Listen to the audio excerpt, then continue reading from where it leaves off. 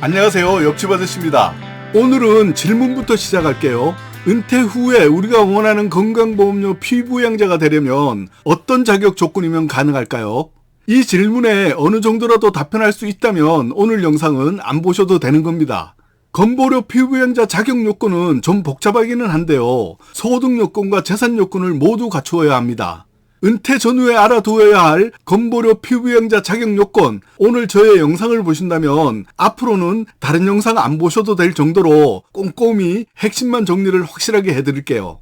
건보료 피부양자라고 하면 자녀의 직장 건보료에 올라서 건보료를 1도 내지 않고 자녀한테도 1도 부담 주지 않으면서도 건강보험 혜택은 모두 받을 수 있는 개꿀입니다. 은퇴 후에 지역가입자가 되면 건보료 납부는 상당히 부담스럽습니다. 왜냐하면 건보료 지역가입자는 직장가입자와는 다르게 소득과 재산을 모두 합산해서 건보료에 부과하기 때문입니다. 직장가입자에 비해서는 좀 불리한 구조입니다. 그리고 은퇴 전에 30만원과 은퇴 후에 30만원은 전혀 다른 느낌일 겁니다. 이 부분은 은퇴를 하고 근로소득이 없으시면 아주 확실하게 알게 될 것입니다. 그래서 많은 분들이 건보료 피부양자에 탈락되면 건보료 폭탄 맞는다고 얘기할 정도입니다. 그만큼 건보료 피부양자에 오르는 것이 좋다는 겁니다. 건강보험료 자격 요건을 말씀드리기 전에 건보료 심사 방법 먼저 말씀드릴게요. 건보료 피부양자 자격을 심사할 때는 부부의 소득과 재산을 각각 따로 계산합니다. 그런데 건보료 피부양자 자격을 상실해서 지역가입자가 되면요, 이때는 건보료 계산을 할 때는 부부의 소득과 재산을 합산해서 건보료를 세대별로 부과합니다. 그리고 또 아셔야 하는 사항은 피부양자 탈락은 소득 요건으로 탈락할 때와 재산 요건으로 탈락할 때는 좀 다릅니다. 지금부터 꿀팁 많이 얘기할 거니까 끝까지 보시고요, 집중해서 들으셔야 합니다. 아마 많이 도움이 될 겁니다. 도움 안 되면요, 저 욕하셔도 상관없습니다. 욕먹을 짓 했으면 뭐 욕먹어야죠. 그러나 다만 오류가 있거나 다른 정보 있으면 댓글로 좀 남겨주세요. 소득 요건으로 건보료 피부양자에서 부부 중 한 사람이 탈락을 하면요, 한 사람만 탈락해도 부부가 함께 동반 탈락이 됩니다. 그러나 재산 요건으로 부부 중 한 사람이 탈락한다면 이때는 탈락 안 한 배우자는 피부양자 자격을 유지할 수 있습니다. 우선 이 부분 꼭 기억해 두시고 이해 잘 안 되시면 영상 한 번 더 돌려서 보시고 이해되셨다면 다음 설명 들으시기 바랍니다. 이런 내용은 다른 곳에서 얘기하는 곳이 아주 극소수입니다. 건강보험료 자격 요건입니다. 2022년 9월 2단계 개편으로 인해서 많은 분들이 건보료 피부양자에서 탈락되어서 건보료 폭탄을 이미 맞았습니다. 그런데 좀 전에 말씀드린 내용 잘 모르고 있으면 무조건 탈락되어서 건보료 폭탄을 맞았구나 하고 이 부분을 포기하시는 분들이 계셨는데, 이제는 소득 요건, 재산 요건에 따라서 부부가 동반 탈락할 수도 있고 부부 중 한 사람만 탈락할 수도 있다는 것을 아시게 되었습니다. 그러니까 무조건 탈락은 아니라는 겁니다. 현재에도 언제 터질지 모르는 시한폭탄처럼 느껴져서 신경을 많이 쓰고 있을 것 같은데요. 이 부분을 알고 신경을 쓰느냐, 모르고 신경을 쓰느냐에 따라서 결과가 많이 달라지고 심적 스트레스도 적어집니다. 건보료 피부양자가 되려면 3가지 요건을 충족해야 하는데요. 첫째는 사업소득이 없어야 합니다.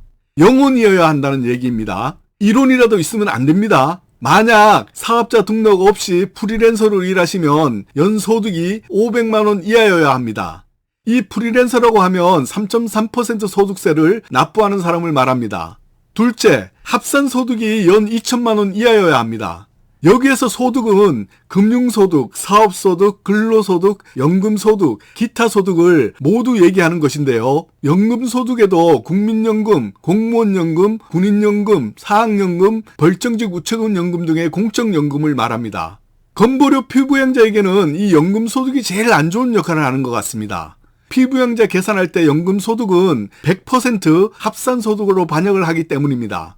다만 건보료 피부양자에서 탈락되어서 지역 건보료로 계산할 때는 공적연금은 50%만 적용합니다. 다시 한번 말씀드릴게요. 국민연금 등의 공적연금은 건보료 피부양자 소득 계산을 할 때는 100% 모두 적용하고요, 지역가입자가 되어서 계산할 때는 50%만 소득으로 적용합니다. 이 부분은 피부양자에서 탈락시키려고 발악을 하는 것 같죠. 또 우리 생각을 골 때리게 하는 것은 사적연금은요, 건보료가 부과되지 않습니다. 웃기지요?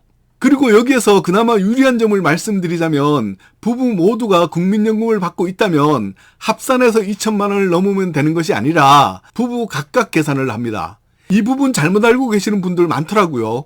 예를 한번 들어볼게요. 만약 남편이 국민연금을 135만 원을 받는다면 100% 소득으로 본다고 했으니까 다른 소득이 없어도 남편의 연간 소득은 1620만 원이 되고요. 아내가 국민연금 등의 공적연금을 100만 원을 받는다면 연간 소득이 1200만 원이므로 부부 합산을 한다고 알고 계시는 분들은 소득이 부부 합산 2620만 원이니까 건보료 피부양자 탈락이라고 아실 겁니다. 그런데 아닙니다. 부부 합산이 아니라고 했으니까 남편도 2천만 원이 안 되고 아내도 2천만 원이 안 되니까 피부양자가 될 수 있는 겁니다. 이때는 부동산이 5억 4천만 원 이하입니다. 부동산 과세 표준은 좀 이따 다시 얘기해 드릴게요. 2022년 9월부터 피부양자의 소득 요건이 강화되어서 기존에는 연소득이 3,400만 원 이상이었는데 이제는 연소득이 2천만 원 이상이면 건보료 피부양자에서 탈락됩니다. 셋째, 이번에는 재산 요건 한번 볼게요. 재산은 크게 부동산과 자동차로 구분합니다. 부동산에는 토지, 건축물, 주택 등을 얘기하고요. 부동산은 합산한 금액에서 5천만 원을 공제해 줍니다. 자동차는 가액이 4천만 원을 초과하는 경우에만 건강보험료 부과 대상이 되고요. 장애인 소유 차량과 화물차, 특수차, 승합차 등 9년 이상의 자동차 등은 건강보험료 부과 대상에서 제외됩니다. 그리고 1세대 무주택자가 보증금 담보대출을 받았다면 잔액의 30%의 금액을 공제해주고요. 1세대 1주택자가 주택담보대출을 받았다면 잔액의 70% 금액을 공제해줍니다. 이렇게 해서 부동산의 과세 표준이 5억 4천만 원 이하이고 연간 합산 소득이 2천만 원 이상이면 피부양자에서 탈락되고요. 부동산의 과세 표준이 5억 4천만 원 이상, 9억 원 이하일 경우에는 연간 합산 소득이 1천만 원 이상만 되어도 피부양자에서 탈락되는 겁니다. 부동산을 볼 때는 시가를 보는 것이 아니라 공시지가를 봅니다. 과세 표준이라고 하는 것은 주택의 경우는 공시가격의 60%를 말하고요. 토지의 경우는 공시가격의 70%를 말합니다. 이 부분도 많이 헷갈려 하시더라고요. 이것도 예를 한번 들어드릴게요. 아파트 한 채가 있는데 실거래가가 12억 원이고 공시지가가 9억 원의 아파트라면 9억 원 곱하기 60% 하면 과세 표준이 5억 4천만 원이라는 얘기이므로 아파트인 경우는 공시지가가 9억 원 이하이면 가능합니다. 그리고 부동산의 과세 표준이 9억 원이 초과해서 피부양자에서 탈락되는 경우라면 부동산을 부부 공동명의로 하는 것도 꿀팁이라면 꿀팁입니다. 다만 부부 공동명의로 전환하려고 고려할 경우에는 세금, 취등록세를 한 번쯤은 같이 생각해 보셔야 할 겁니다. 좀 전에 피부양자 소득 요건을 볼 때 부부 각각 산정한다고 했잖아요. 그리고 건보료 피부양자 소득 조건을 볼 때 많이 불리한 것이 국민연금 등의 공적연금이라고 했습니다. 참고로 다른 소득이 하나도 없어도 국민연금을 월 167만 원 이상 받으면 건보료 피부양자에서 탈락되는 겁니다. 만약 다른 소득이 조금 있다면 그 소득에 따라서 국민연금을 167만 원보다 적게 받더라도 건보료 피부양자 탈락의 원인이 되겠죠. 그러므로 은퇴 후에 국민연금은 좋은 점도 아주 많지만 이렇게 불리한 점도 있다는 것 알아두시면 될 것 같습니다.